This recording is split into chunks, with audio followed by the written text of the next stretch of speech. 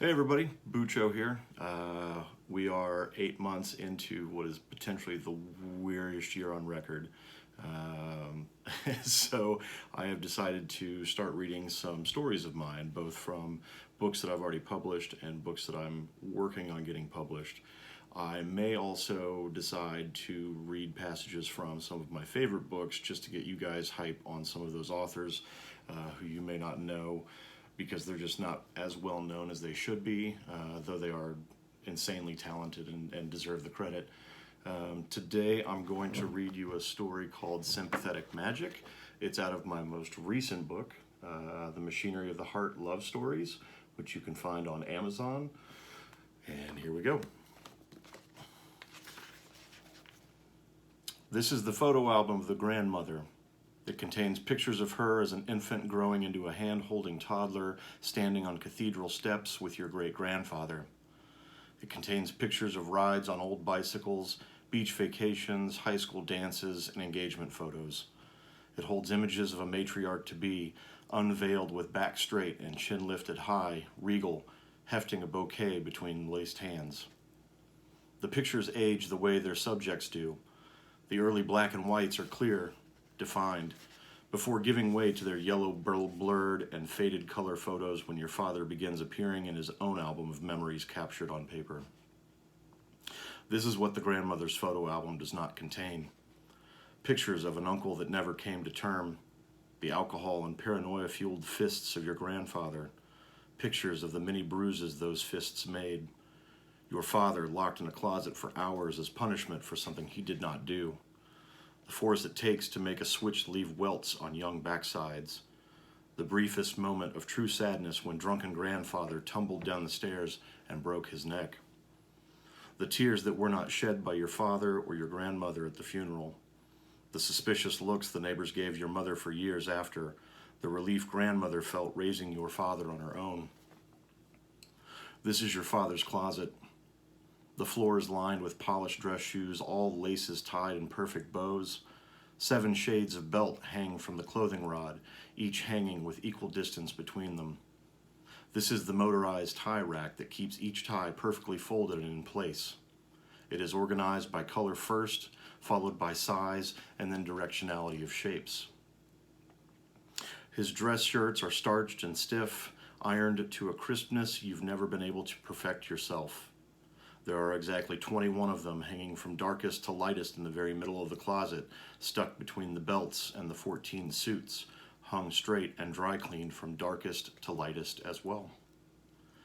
This is your father's dresser, full of matching socks tucked neatly inside like stacked dinner rolls. Next to them, 14 minimally decorative boxes containing uniquely designed pairs of cufflinks, gold, silver, platinum. They all glitter in the dim light of the ceiling fan. This is what the father's wardrobe does not contain. His love of the sound of ice clinking against glass, his fear of crowds, a natural pushing away from the swell of human tides that makes him feel insignificant, alone while surrounded.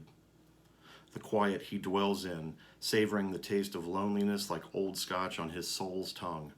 He swirls it around and basks in its layered flavor. His love of the burn as it coats his throat, the way he pines over lost loves, the way he fell asleep on the toilet remembering memories that never were, the way he wonders his what-ifs, what could-have-beens, the what-should-haves, the way he ruminates on the past instead of relishing the present, the way he questions the decisions that brought him to the now, the way he turns the word happiness around in his brain, trying to figure out if he's found the key to fit its locked tumblers, wondering why he's never heard their satisfying click. This is your mother's jewelry box, all glinting and glittery in the dim light of the basement bedroom. Each facet glimmers and glams, hypnotizing her by the moments each piece evokes. It is a pastiche of costume shine and authentic dazzle. She believes that mixing up the expensive pieces with the worthless ones will confuse anyone who might break into her home. Your mother doesn't seem to understand that the common thief will simply take it all and sort it out later. This is your mother's perfume table, the bottled colors reflecting and refracting out into the surface like a scented rainbow.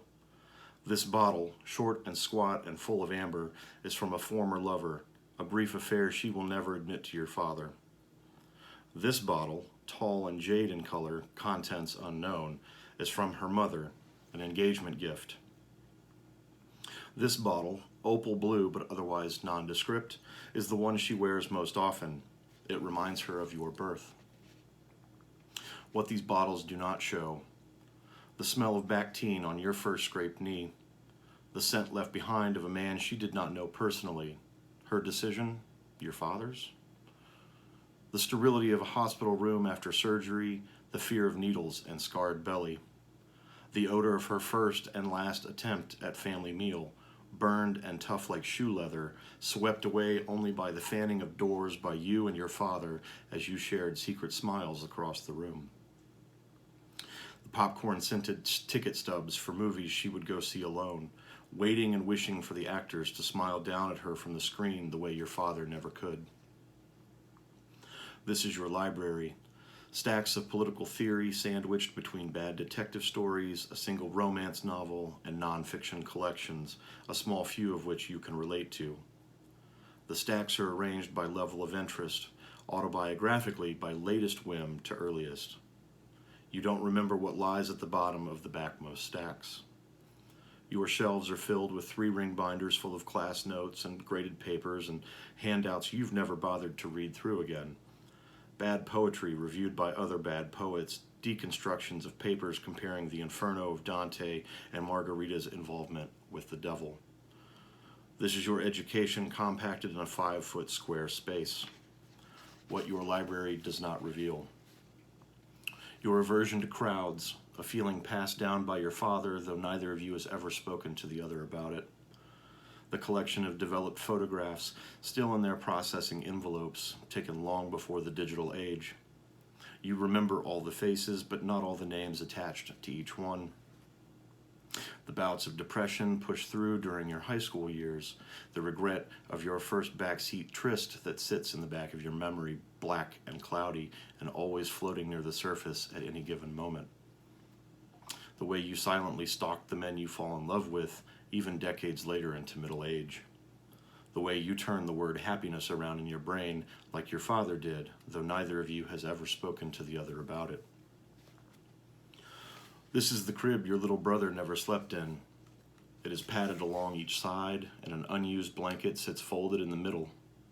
A knitted bear you made while he was full in mother's belly rests in the corner, black button eyes staring out through the wooden slats onto a room no one's entered in years. Dust coats the changing table. What the room does not reveal. Little brother's future name. A picture of his future footprint stamped upon a laminated page. Pictures of his future first days of kindergarten, elementary school, junior high. He would have grown tired of the ritual by high school.